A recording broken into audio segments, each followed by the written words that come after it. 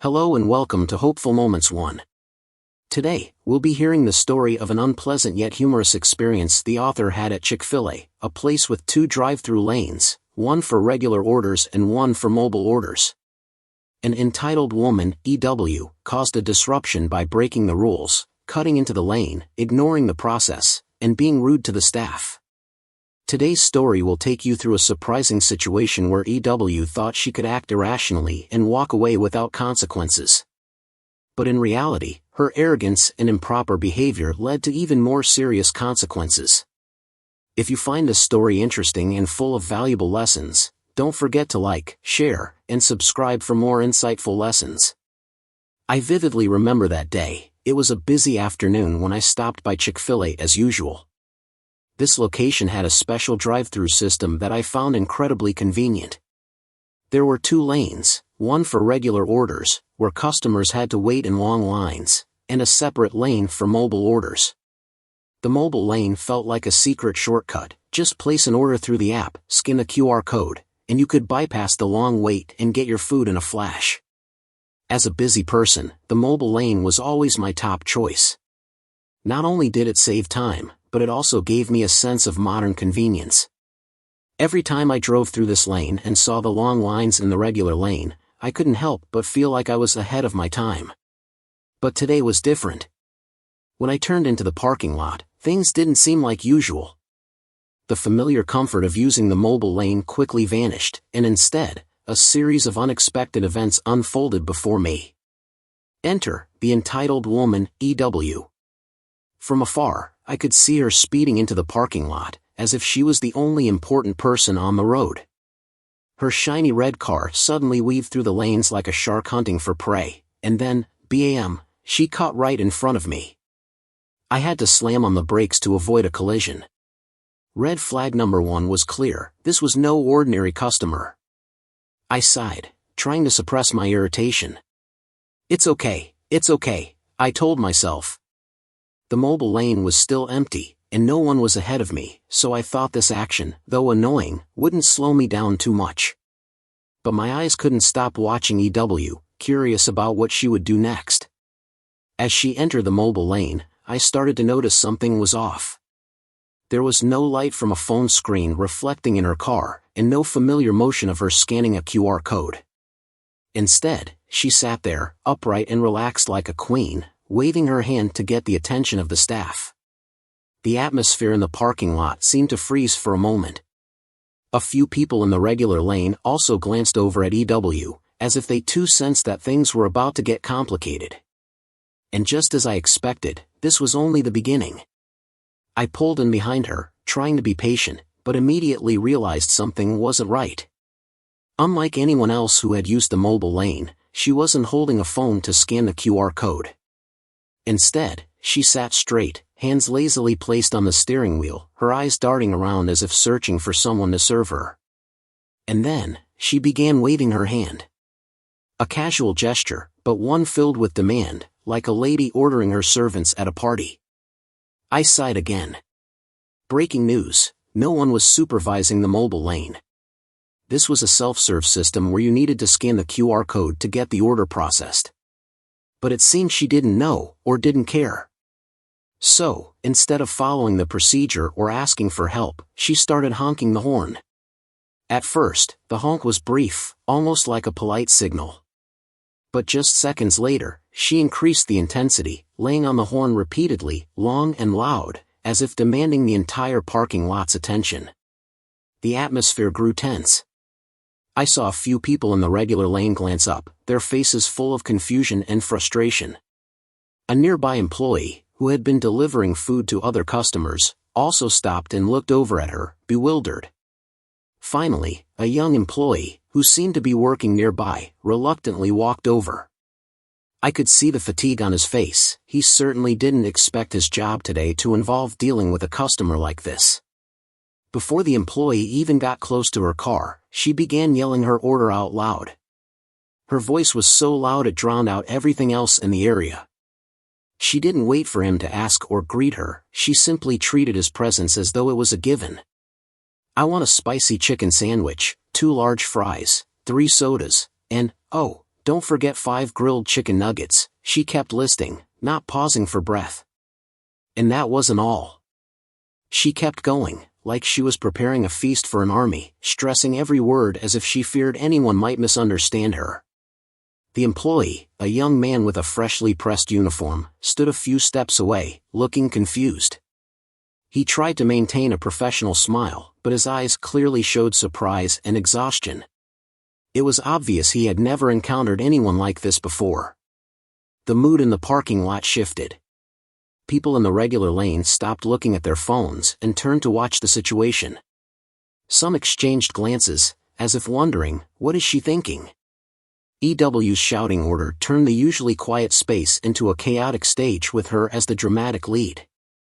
After finishing her loud ordering, she casually stepped on the gas and drove off without paying. This move left both me and the nearby employee stunned for a moment.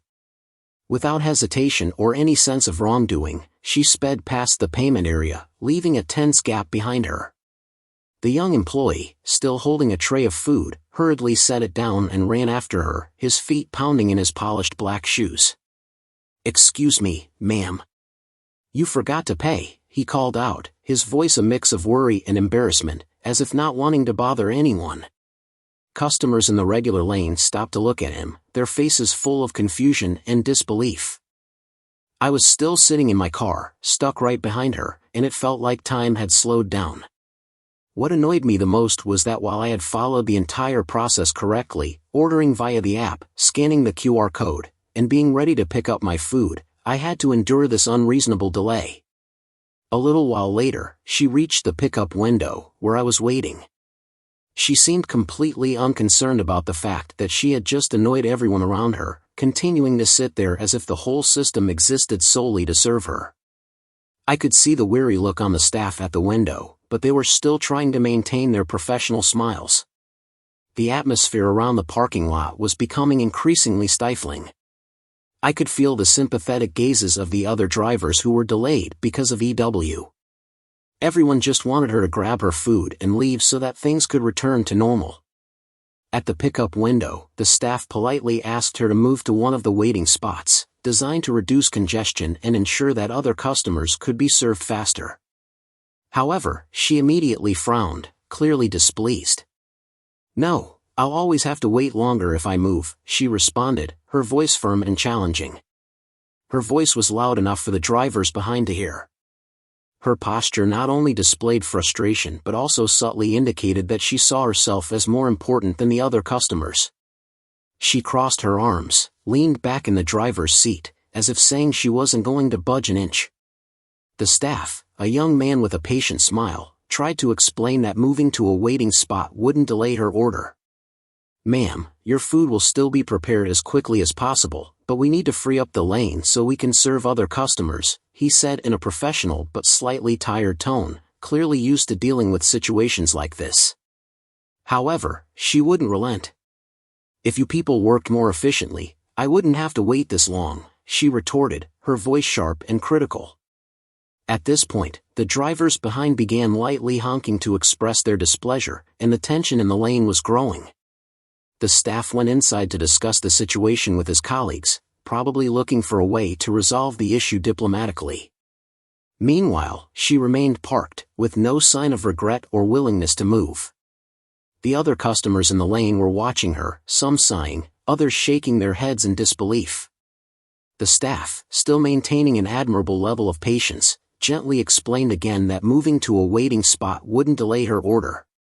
"Ma'am, your food will be prepared in the order it appears in the system, and this will help us serve other customers who are ready to receive their food," he said, maintaining a calm and somewhat deferential tone, clearly trying not to escalate the situation.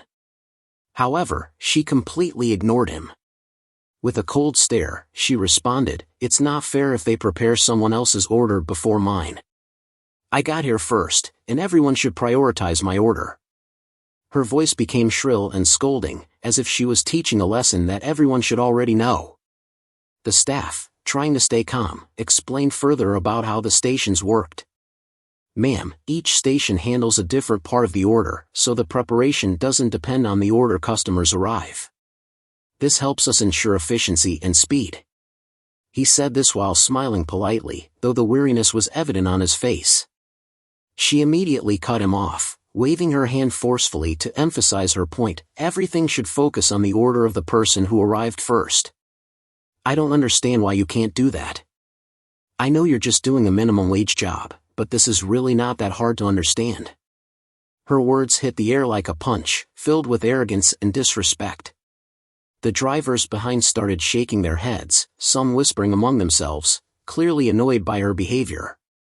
The atmosphere in the entire area became tense, while the staff continued to try to stay calm, as though he had grown accustomed to such absurd situations.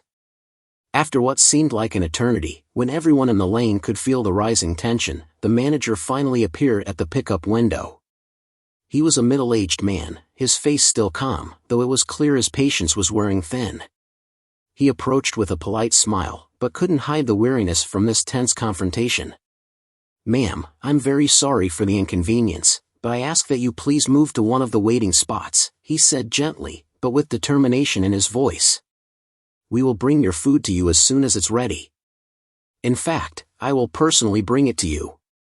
However, without waiting for him to finish his sentence, she turned her face away, showing no sign of changing her attitude. After a brief moment of silence, the manager decided to make another move to calm the situation. Also, I'd like to offer you a free mint shake as an apology for the inconvenience, he said, emphasizing his thoughtfulness. But instead of responding with understanding, EW did the unthinkable. She reached out with one hand and, in a rude manner, knocked the shake from the manager's hand. The shake flew out of his hand, soared into the air, and then crashed down, splashing a white streak through the air before spilling onto his face and shirt. Not only that, but part of the shake also splattered inside the window, making a mess and creating a chaotic scene. The entire area seemed frozen for a moment, no one daring to breathe too loudly.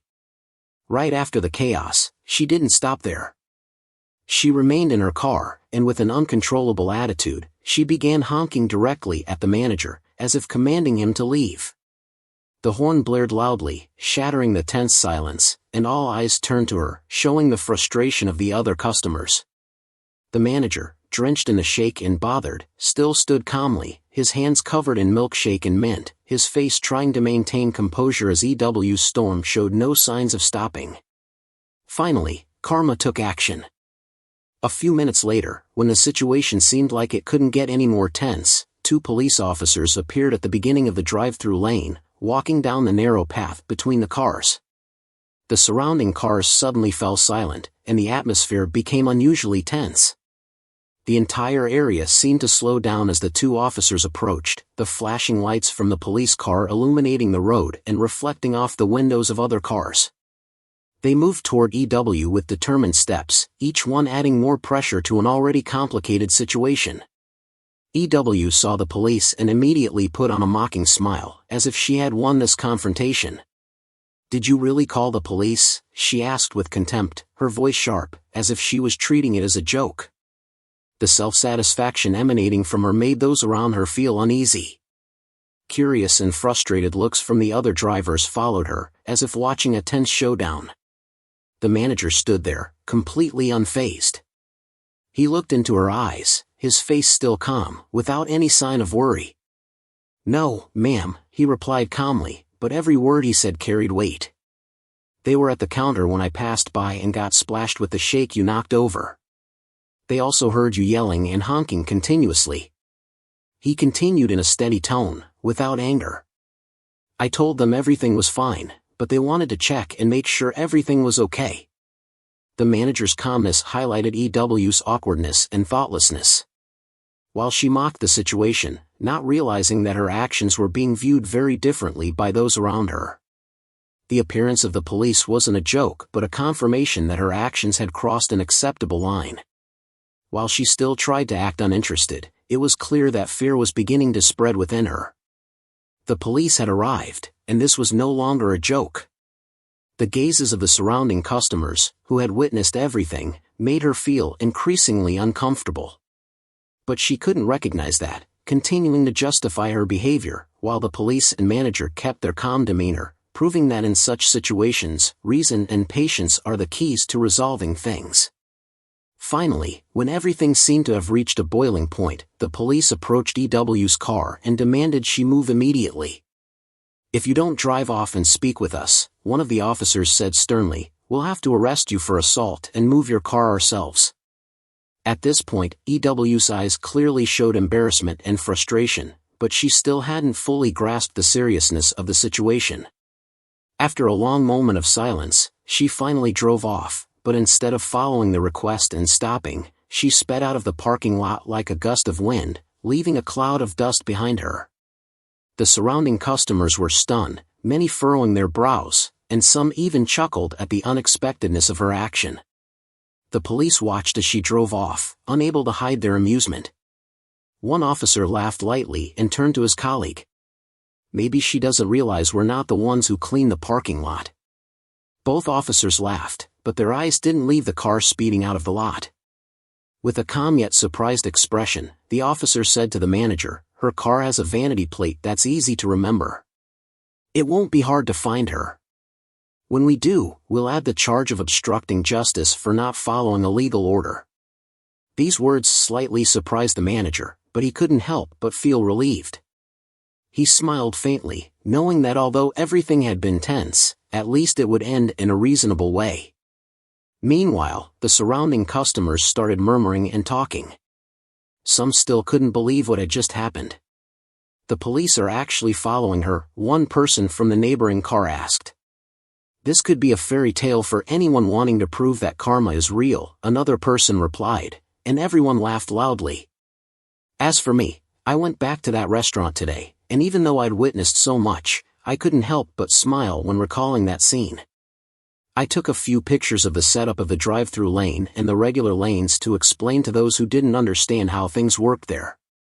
These photos will really help people understand that if that shake had accidentally spilled from the employee's hand, it could cause chaos, just like what I witnessed." In the end, this story wasn't just a funny situation but also a deep lesson about attitude and behavior in life. EW's stubborn, ignorant attitude not only created chaos for those around her but also led her to face legal consequences. The story shows that while we have the right to protect our interests, when facing help from others or when the law needs to intervene, patience, respect, and cooperation are always crucial. A small action, like yielding to others or complying with reasonable requests, can help us avoid unnecessary trouble and create a more harmonious social environment. The lesson here is, in every situation, calmness and mutual respect will help resolve issues effectively and with dignity.